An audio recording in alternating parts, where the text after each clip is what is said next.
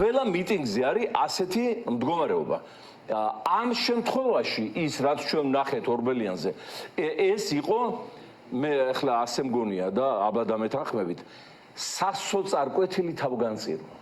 სასოწარკვეთამდე მიიყვანა ხალხი აი ამ პუტინისგან გამოგზავნილმა დივერსანტმა, უზურპატორმა და ოკუპანტმა. სასოწარკვეთილებამდე მიიყვანა და ჩვენ გვიწევს ყოველთვის იმ მიტინგებზე, განსაკუთრებით რაც ეს მოვიდა, ხო? განსაკუთრებული დამშვიდობა, ხალხო, დამშვიდოთ არ ადამიანებთან გვაქვს საქმე, მე რა დამავიწყებს გავრილოვის ღამეს, ხალხი გამორბოდა. აი უფროსი ასაკის ხალხი. პატარა ბიჭები კი არა მარტო, თავით ეჯახებოდნენ პარლამენტის სვეტებს და ერთს უთხრა, თუნი შერყევთ, აგემართებთ მოხდები სამწყობოში. ამ დონეზე მიიყვანა ხალხი. დარწმუნებული ვარ, რომ ეს არის დედამიწაზე არსებული სატანა. საჩვენებელი სატანა, აი ეს ციხეში რო ჩავსავთ ამას და ეს აუცილებლად მოხდება. უნდა მივაწევროთ, რომ აი სატანა ადამიანის სახით ზის ამ გალიაში. აი ამ დონეზე მიიყვანა ხალხი და სახელმწიფო გადატრიალება, რა სახელმწიფო გადატრიალება? თქვენ სიცხე ხო არა გაქვთ?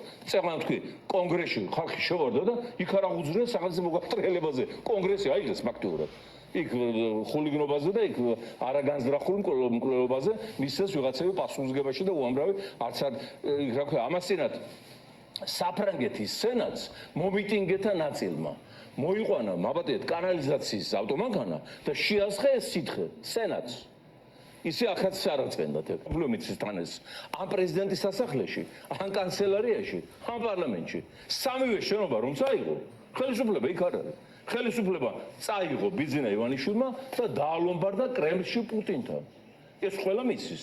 ამიტომ გზა, რომელიც ქართული ხალხმა ერჩია და ჩვენ ავირჩიეთ, საპროტესტო მოძრაობა, წინააღმდეგობა, უწყვეტი და სასანქციო საერთაშორისო, აი ეს ორი მდინარება ამ რეჟიმს მოახჭობს და მიჭყილდავს.